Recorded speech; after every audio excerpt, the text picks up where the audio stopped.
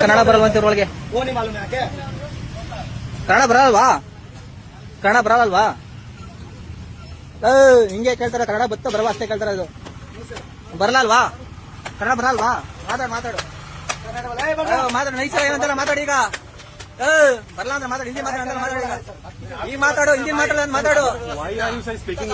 ಕನ್ನಡ ಬರೀ ಕನ್ನಡ ಬರೀ ಕನ್ನಡ ಮಾತಾಡ್ತಾರೆ. ನಾನು ಕನ್ನಡ ಮಾತಾಡ್ಬೇಕು.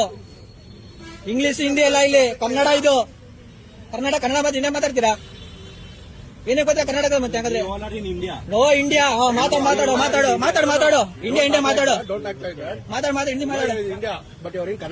ಕನ್ನಡ ಮಾತಾಡ್ಬೇಕು.